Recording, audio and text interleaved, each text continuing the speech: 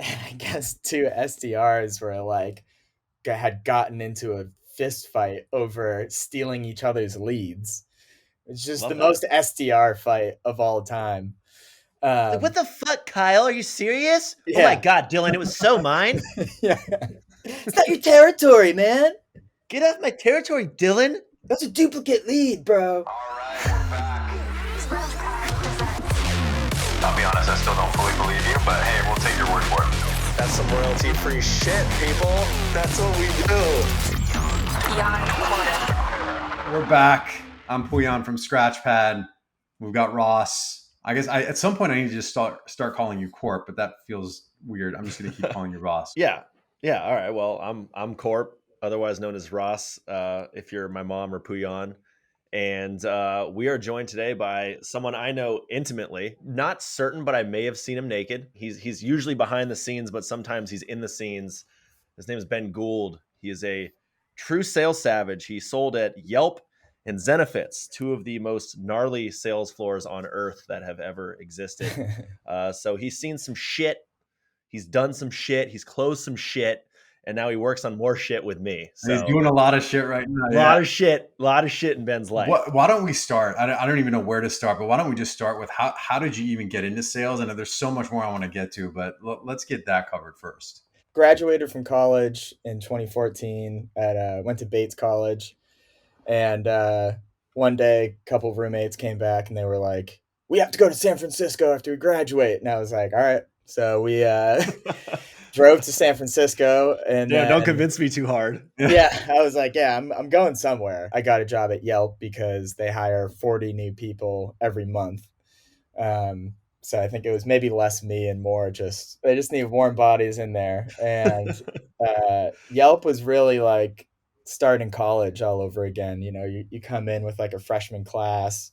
Everyone's really young. Everyone's new to the city for the most part. And so you're like making friends with people. Everyone's hot. You're going out for drinks.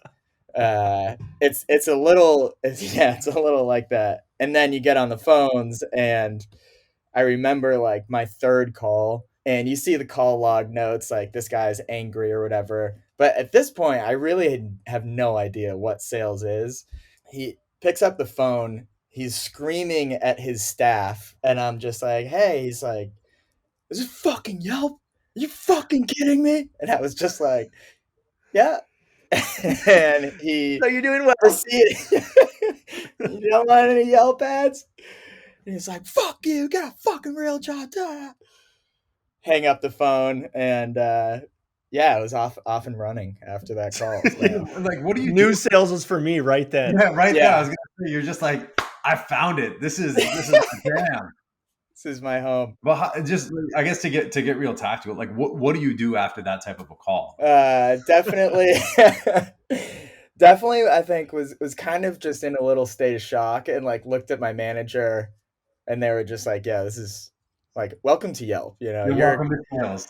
Yeah, welcome to sales, and definitely trial by fire. You know, after that, it's like you're looking at the notes. This guy said no 3 months ago to someone else, and I have to come in here and convince them otherwise. So I don't know, Rod.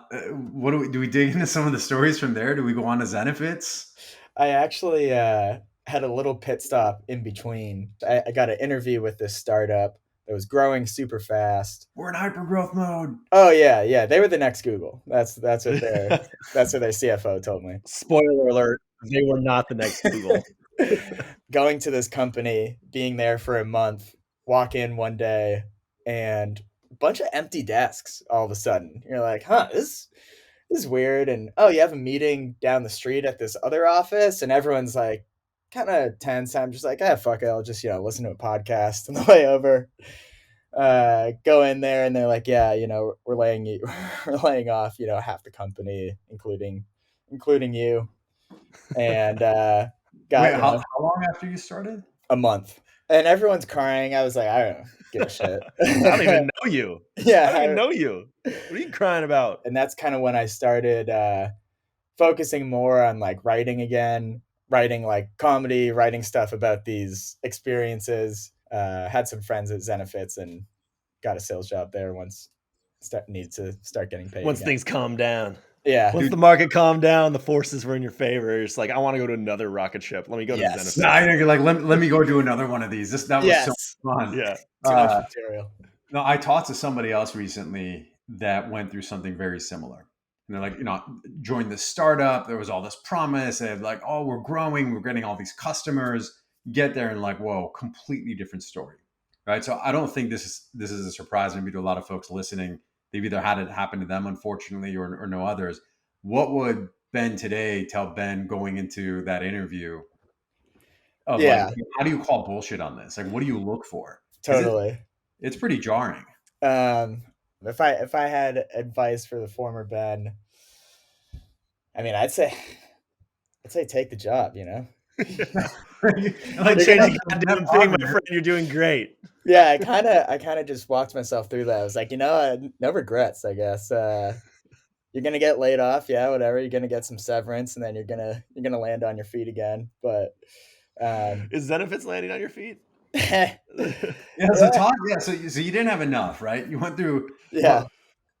I don't even know how to describe. You were ready to get hurt again. Going to Zenefits, I knew there was some red flags going in. They had like what?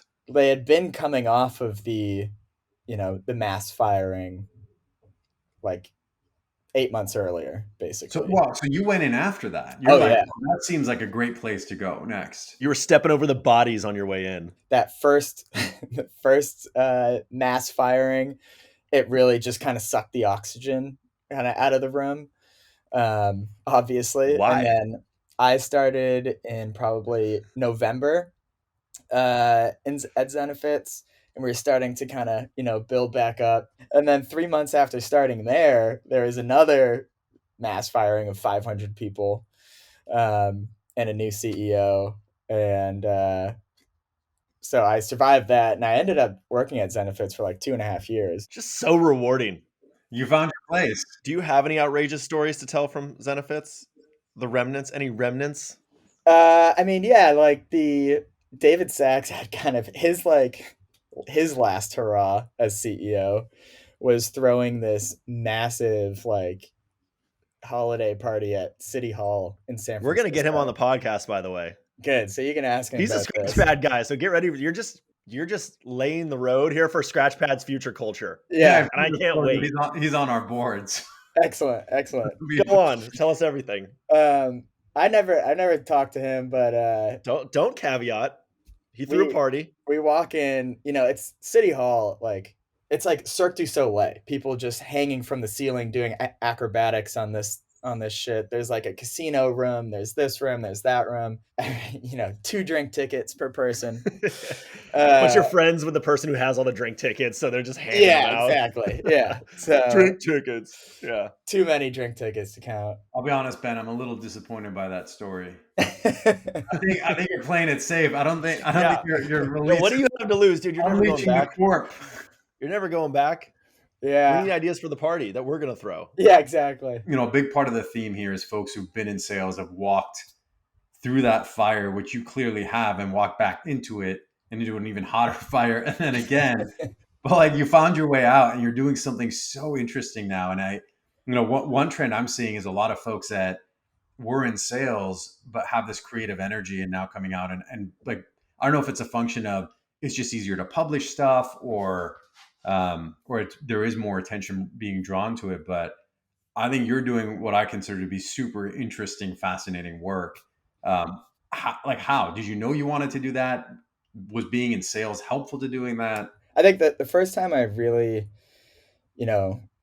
realized that what I knew what I wanted to do was when I was a little kid and I saw Michael Jordan playing basketball, and I prayed every day that I would be 6'6", bald and black, and make the NBA. And then those dreams did not pan out. So then I really realized what I wanted to do. When I was in college, there was this I guess a paper blog, and it was called the Cat's Meow, or the Bobcats at Bates. My senior year, I was like, I'm gonna do this, and people thought it was funny, and I was like, oh, I realized I could write funny, and so then. But I didn't really view it as a career until I got into sales, and I was at Yelp, and I was just like, I need to do that again and be like You fulfilled.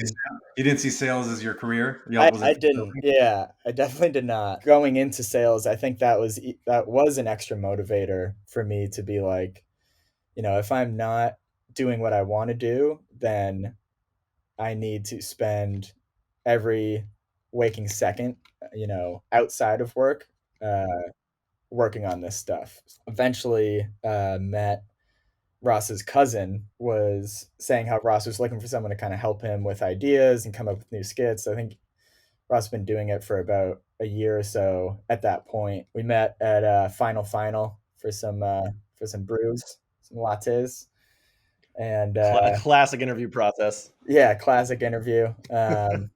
And then I showed up to filming on Saturday, which a lot of people don't. So That was the barrier.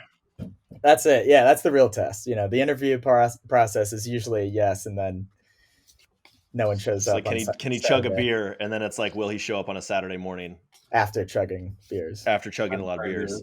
Did you learn anything from your time in sales that actually helped you take that leap, or once you took the leap, you're like, okay, cool, like that 5 years wasn't like it's actually helped me in what I'm doing now in some way.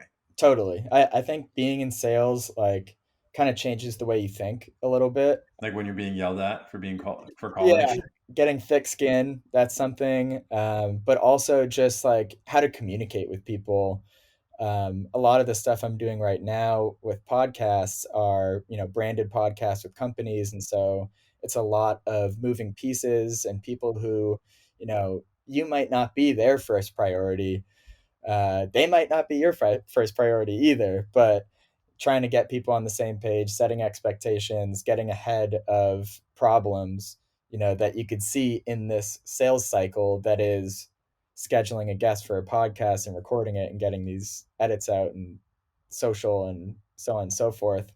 I mean, everything's a sales cycle, and everything is selling people on like a process and like getting on the train with you. So I'm so like, as crazy as like my sales experience has been, I'm so happy that I went into sales after college. And I mean, if I ever have a kid, make him make cold calls at Yelp after he graduates. Like, I think it should be mandatory. Like his father Mandatory before learning. him. I wonder if he'll call that same restaurant the angry restaurant owner. Yeah, God willing. yeah. I mean, there'll be someone out there. Someone out there eagerly awaiting a cold call from a Yelp rep. Yeah, exactly. Finally, you called. I've been waiting for you. Yeah, I'd love to give you a bunch of money to hold me hostage with my reviews. No, it's not true. That's not true. One thing we do ask everyone, I don't know if you've seen the other episodes though, is like, what was, or maybe what still is, your hype song? Like when you were going in to get fired up to make some more cold calls? Yeah, I have listened to a couple episodes, so I was prepared for this question. Okay. I did set a new PR in the Peloton earlier this week. First time in months. I don't know if anyone out there That's a has big deal. Peloton. That's a big deal. You start off hot, you're setting PRs every day, then you pull something in your back, you take a couple months off, and you're like, I don't know if I can go that hard again. But I was listening to I Follow Rivers by Swedish artist Likolai, the Magician remix. Highly recommend. Did you even just say words? Yeah, I don't know what you just said, but I'm gonna have to go back and listen to the recording. The Legolas? Luka Lee, I think, is the correct pronunciation in Swedish. And the song Swedish is called Legolas. I Follow Rivers, the Magician remix. Play that while you're on the Found Peloton, it. and Yeah. you will set a new PR. I'm ready to do drugs. Yeah. That's that vibe. My thighs would absolutely love that song. So You'll set a PR. I guarantee I it. feel left out. I'm not listening to this. I gotta get this up here. Ooh. What's the all right? On the flip side, then, what's your recovery song? I have a cousin, Will Fox, who's coming out with an album pretty soon. His first album is great. It is pretty sad though, so it's great sad music. And I think probably my favorite song on his first album is called "Against the Tide." You can find it on Spotify, Will Fox on Spotify, and Love it's that. it's very sad. Ben, I think people want to know, what is it like working with me? Like, how much of a treat is it? Like, do you just feel like you're growing every single day? I don't know. I was gonna ask that. I don't know if I Yeah, want to open that door on this session, but like, fuck, Like, let's do it. what's it like? What's it Let's like go in. I from the feel other side? yeah. Working with Ross is great because you know, I mean, it's just great to have the opportunity to write comedy and get stuff out there that people actually see. Um, and I think Ross and I definitely have different personalities. Like Ross never turns off. It's like go go go, 100%. I don't think he sleeps. I think in his sleep Look he's at my like face. Do I look like I sleep? Not that's why much. that's why he's so fatigued. All looks so I sleep fatigued. with my eyes wide open. Yeah. It's Ross like that's sleeps with his his eyes resting open. face. I'm not gonna live very long, Yeah. but I will So, burn bright. yes, exactly. He's a bright star shooting to the top. So, um, and it's very fun. Like sometimes we'll just be up till like midnight, cracking up, writing a speech for some random company. Like that stuff's just great. The fact that that's like part of my job is pretty fucking awesome. So, Is that for um, SKOs? yeah, SCOs like uh, Conferences, conferences. Um, all that's hands, whatever. basically it. Yeah, Is, all is hands, that whatever. like? I want to dig into that for a second. Do you get your material from that? Like, do you get some SVP, VP, CEO type? Of course, Yeah, I want to do that, but let's just say like coming and be like, I would like to talk to you. I'd like you to share with the team of how we have synergy at the company. And totally. Yeah, no, they'll be like, we always send a questionnaire out and it'll be like, what's the vibe? And people will be like, well, it was a tough last year, but everybody's working really hard. Yeah, And we just want to let them know that we appreciate them. And this year's theme is grit. yeah. And it's like, of course it is. Like, yeah. Especially not, us not being in sales anymore, technically, like not being on the sales floor, not making calls and getting yelled at by prospects, where a lot of the content originally came from, a lot of that pain and just like, wow, this is so ridiculous. Um, a lot of it now, we'll get from bravado, like in the war room. You're seeing a lot of salespeople posting on there, and stuff that they're going through, and in these like questionnaires, the stuff that people fill out. There's a lot of like the Silicon Valley tech lingo that you're just like, oh, we have to make fun of this, and so it's a nice insight, and you can see the similar threads between all the different companies. And so if everyone's saying that, if we make a joke yeah, about it, it'll land. I was going to ask if you're seeing patterns. You're like starting to bucket companies. You're like, our reps really care about providing ROI for our clients. Yeah. Yeah. Well, it's like you can tell too, like the companies that are huge, but like should have so much budget, but then they don't. And they're like, yeah, we allocate like $20 a quarter for each rep. And I'm like, ew. So I got to Yeah. call them out for that. Like, you can tell in our questionnaires, like whether a marketer wrote it, sales ops, enablement, or a salesperson filled it out. Yeah. Like one of the questions we ask is like, what's the number to hit? Like, what are you trying to hit this quarter? Yeah. And like some companies are like weird about it. And then this most recent company was like 100%. And we're like, oh, you're trying to hit 100% this quarter. Yeah, no fucking shit. Like, I'm out here trying to say like your number is 21 mil. Like, I hope you all get to 21 mil. So go out there and grind instead of like, you guys need to hit 100%. Like, We know. just put a bullet in my brain. I know that. Like, Right. who spent time to write this and tell me what I already knew? It's fun Everyone's in supposed to. these like things that will write up like definitely have like a goofy sense of humor, but also just like I'm not the one speaking at them, so I'll maybe go a little harder, and Ross might be like, I don't know if I could. I don't know if I can Yeah, say we that. can't call someone a bitch, Ben. Really? It's true, but we can't. We probably can't say that. And now we're doubling down on me being naked again. So like we made one joke. We can't keep going back to the well. Yeah. So Ben, I guess I'll ask you this, since Ross opened the door. Have you ever seen, or have you ever come back from one of those and been like, oh shit, Ross, you went too far on that? I think Ross is usually the one that would freak out about it, because it's his face too. Yeah, I mean, you're like, so you're I'm like, nah, you're not dog. getting up there and Let's talking. go. You're just like, He's Yeah. not the one waking up at 5 a.m. to deliver the speech. I'm not the one sleeping with my eyes open. You know? Yeah. wow.